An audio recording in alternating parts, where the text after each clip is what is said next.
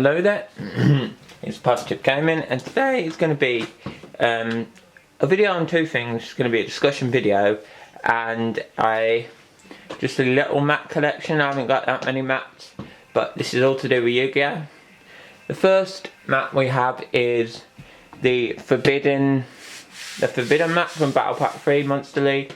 It's got Forbidden Chalice, Forbidden Lance, Forbidden Dress and Forbidden Scripture on it.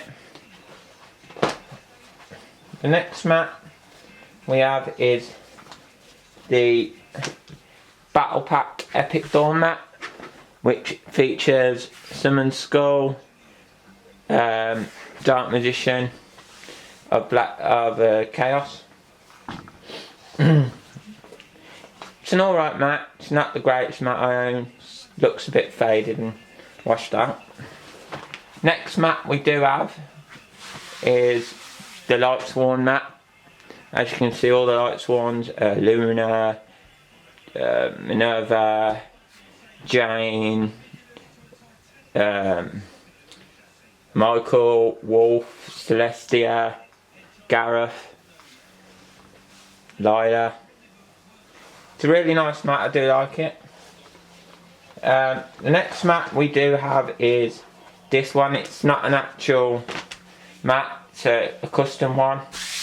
It's got all the characters on it, as you can see: Jaden, Yugioh, the Pharaoh, Yuma, Yugioh, all the dark positions in the top corner.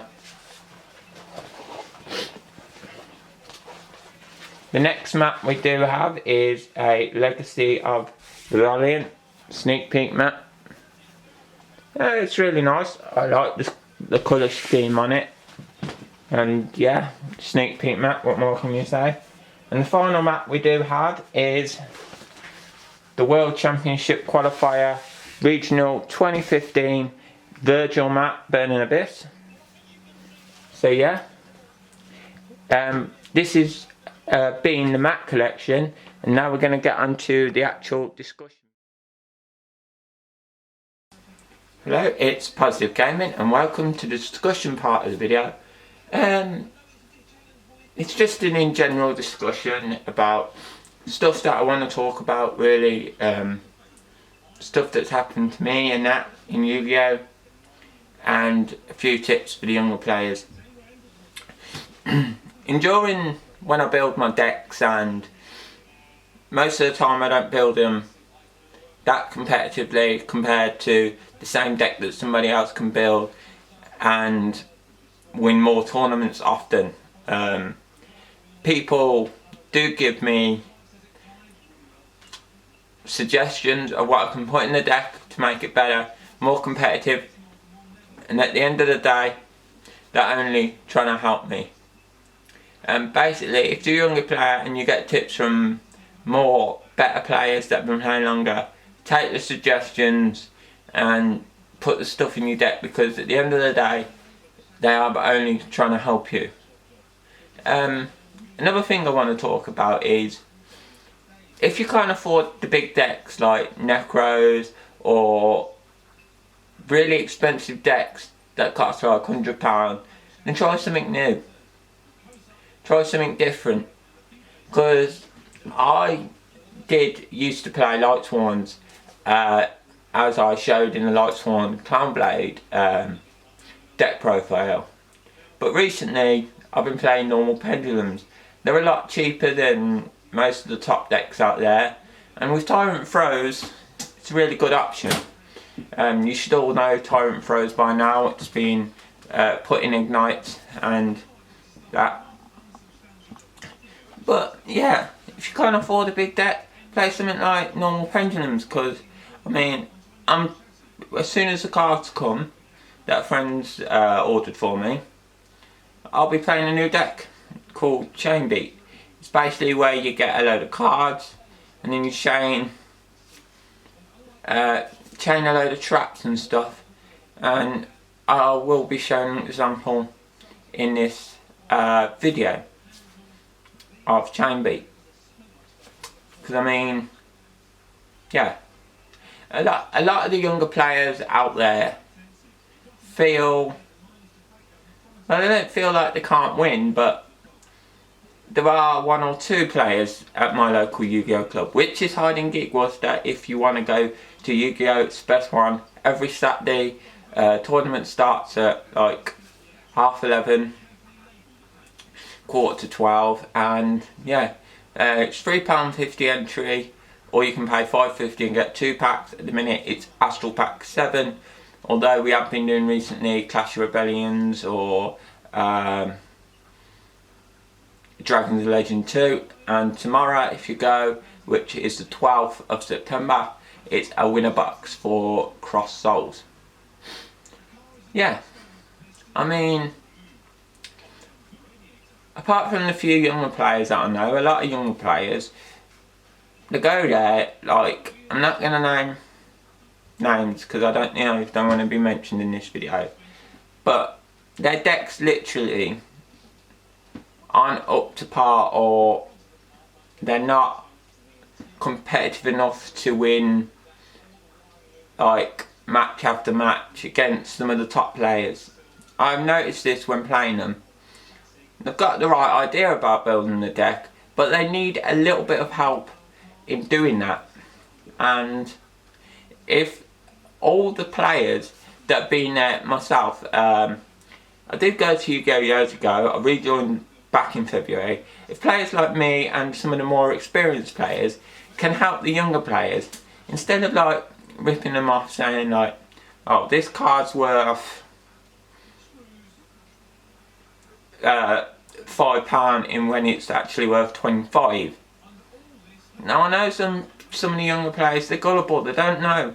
They haven't got eBay or big expensive mobile phones where they can there and then check the prices and see how much they cost. But what we shouldn't be doing is ripping them off with the card prices. What we should be doing is, I know this card's worth like 40, but I could help you build your deck and pass the knowledge on that would be more helpful than, say, a £2 card in trade. That isn't really gonna, yeah, you've traded the card, you're one of the top players, you traded the gauze for a mistake, stake and a rest, and that's it. You got yourself a fantastic deal, because it was like the release of Clash of Rebellion. But you shouldn't be ripping off the young player. If you do, then that's your choice, that's fine. But what we should be doing is helping them develop and get in their game. Because basically, all the younger players that are younger than us, they're our predecessors. They're the people that when we quit, they probably might be still playing it. Because they're younger, they've got a lot of time to go. The older players, they've got work, they've got uni, they've got other stuff that could and will stop them playing the game. But the younger players, they're younger, they're at school, they've got the Saturdays off, they've got the Friday nights, they haven't got work to worry about, or uni because they're still at school. And they can go and they'll be our predecessors. They're the people that we need to teach in the Yu-Gi-Oh game to learn to be better, passing our skills and our knowledge on. I'll give you an example, like a player on Wednesday came to the club. He didn't enter the main tournament, but he entered the second tournament, the pound tournament. Basically, he was a brand new player, he was young, he was about 10, 11. And basically, I said, oh, you can have these cards. I weren't going to use them, they've been stuck in a folder for God knows ages. And it wasn't like they was worth a lot. I got one card that I needed, which was a common Imperial Armor. He got a load of cards that I gave him for free, hidden arsenal stuff and commons and that really weren't worth a lot. They weren't worth a lot to me, or they weren't worth a lot in value, but they was worth a lot to him. Because he had extra cards and better cards that he could build his deck up and make better. So basically, yeah, all I'm saying in this video is, discussion video, is about helping the younger players get better at the game. Like I said, there are predecessors. We are going to leave the game, they're going to continue on. We want to teach them to be good, to be beating players. It's okay if the top player of the club not naming names again if they don't want to be mentioned in the video. I can put them in the description if they want. But they're topping tournaments. In and out, in and out, in and out. Now I know I'm not, and I'm like, not the worst player at the whole club. But other players are topping in and out, in and out, in and out. And you always see, apart from one or two of the younger players, like, out of the top 5. We need to teach them, when do you play this card? When is the best time to mass change? When is the best time to book a moon, or should you solemn warn in this card? Should you solemn warn in the other card? And it's alright reading the rules and checking up, but it's knowledge and the presence of the older person, the more experienced players that have been to nationals, regionals, that can help these younger players.